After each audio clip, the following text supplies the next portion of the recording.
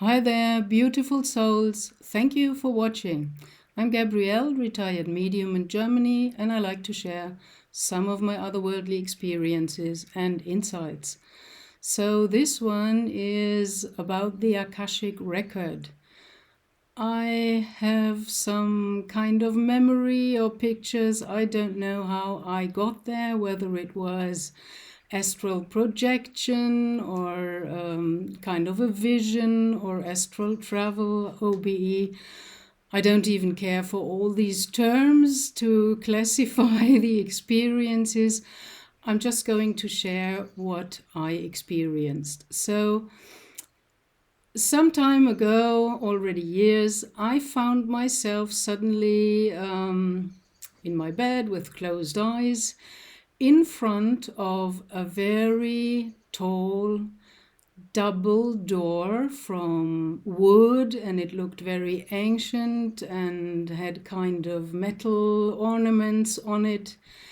And in front of these two big wings of the double door, there were standing guards. And these guys were in long white robes with hooded features, so I couldn't see the faces. And I wasn't even that interested in the faces. I was still trying to find out where I am and what this was. And these two guides, every one of them had kind of a spear in his hand, and they had them crossed in front of the double-winged door. So that was a clear message: no entrance until you know the code or whatever, the word to open this gate and get access. And I did not know what to do. But intuitively, maybe my higher self knows and gave me that kind of input, because your higher self as well knows more than you know or I know. So intuitively, I did the right thing. I just did the namaste greeting, and I kind of bowed my head a little bit. Later I found out what this means and what I was doing, because if you do this bowing of the head, not in devotion or false worship or something like that, you just show your crown chakra. You show the sum of the energy of your whole system, so that the clairvoyant ones in 4 and 5 and higher dimensions or densities, they can see who you are without you having to talk and explain, I'm Gabrielle, I'm blah blah blah. I just did that, bowed my head, and then they took away the spears, the crossed spears hindering the entrance, and the door flung open by itself. And kind of respectfully, they stepped aside and showed me, you're allowed to enter. So that was interesting for me.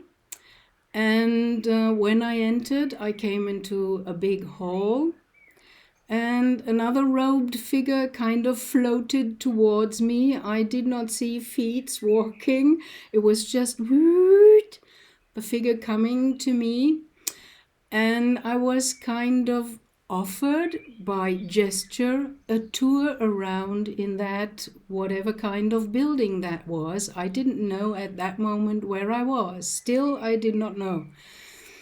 And then this hooded, robed figure showed me along, and it seemed to be a big library. That's how my consciousness translated the information from this other density dimension realm, however you want to call that.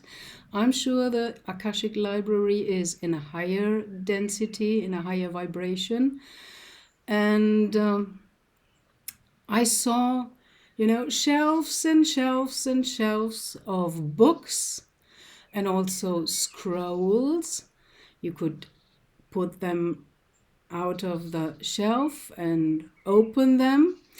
And I was curious, and I asked the guide, whether I'm allowed to take a scroll, and he nodded. So I took a scroll and I opened it up, and I couldn't read what was there. It looked kind of like hieroglyphs, like Mayan or Egyptian hieroglyphs, and some other symbols and signs, and I couldn't read that.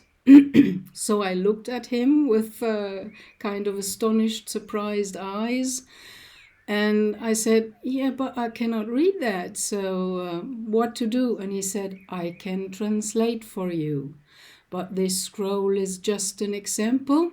It is not for you, and you have no need to know what's written there. It's just to show you here is all the information in whichever form you are able to receive it. Might be a book, might be a scroll, and we, the guides from the Akashic Library, we are going to assist with translation if you don't get the message."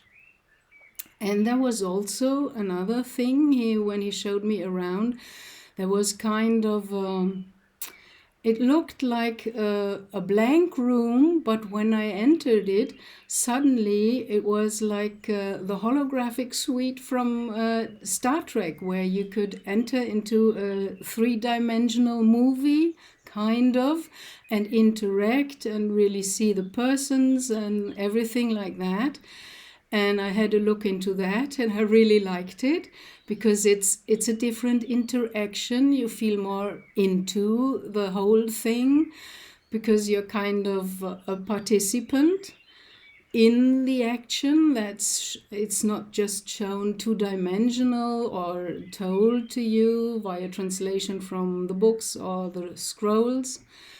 So the next thing, when he showed me further around in this library kind of place, and I still didn't know what it was, but slowly, I became an idea that it's the Akashic Records, which I perceived as a library. He showed me to another place, and that was kind of separated by a big red rope that was spun before the entrance to the corridors with shelves full of books and scrolls and so on. And I asked him, "Why do you show me this if there is no entrance allowed?" As I felt this red rope kind of a border. "No, you're not allowed to enter here." And I got kind of a smiling feeling from under the hood where I couldn't see a face of the guard and the guide from the Akashic Library. And I heard his voice telling me, "This is about all the books that are not yet written on your earth, and they still have to be written and published." And I thought, wow, you already have this here? So it's right what I always perceived as I'm more of an artist. I'm interested in drawing. That's why I had my profession and study as a graphic designer, and now I'm interested in music, and so there's kind of an artist soul within me. And I always thought about, where does inspiration come from? And he nodded and said, "It's coming from here." Because, well, there is everything there in the Akashic Record, everything that in our misunderstood linear time happened in the past, happening right now, and even will happen in the so-called future. So that was interesting to me. And after I had my tour, I looked into some of these corridors, and I saw other beings accompanied by a guide going to a special shelf and taking out a book or a scroll. And they were not all human. . Some had different features, They were mostly the bipedal humanoid form, but with different heads and some different features. And I even saw just a ball of white light floating in front of the shelf looking at the books, and also being accompanied by a guide from the Akashic Record. So that was very interesting to me, and I thanked the guide and prepared myself to leave this place, and stepped out of the corridors with the shelves full of books, and walked through the hallway back to the double-winged door, which flung open again for me, and I passed through and also nodded and kind of said thank you to the two guards with the spears.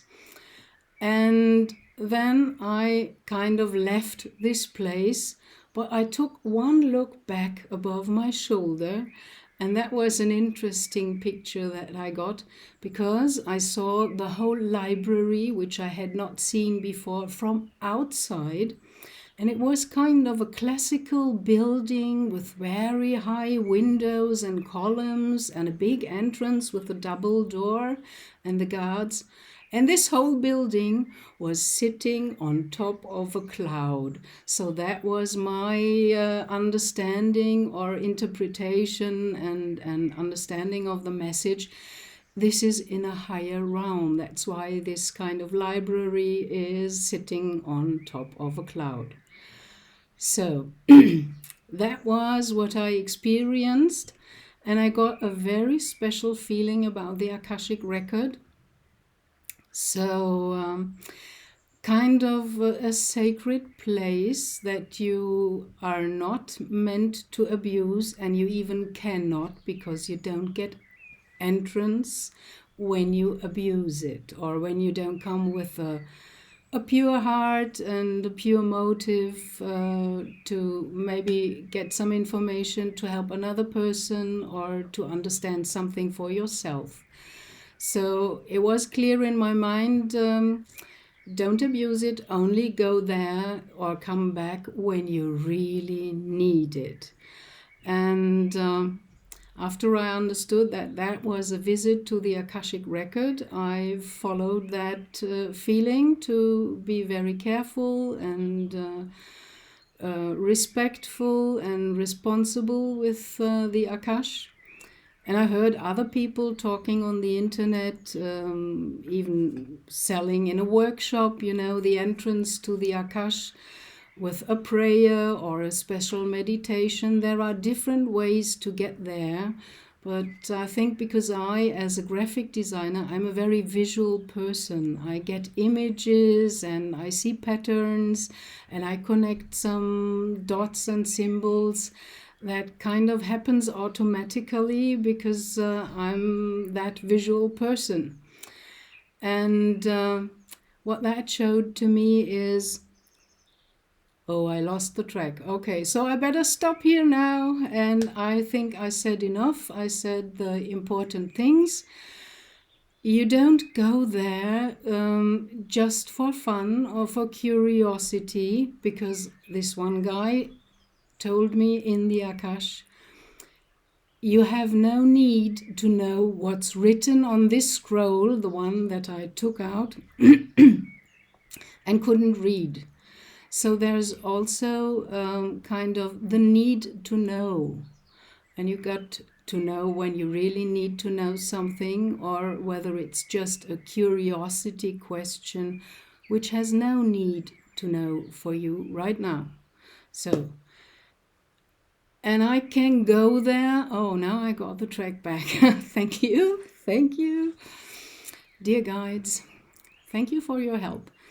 Because I am a visual person, for me that's kind of like having an image on a place, at a place where I have been. So if I create this image back again in front of my inner eye, I'm there. I can go there again with my astral projection or whatever it is, or consciousness projection, or my higher self is going there.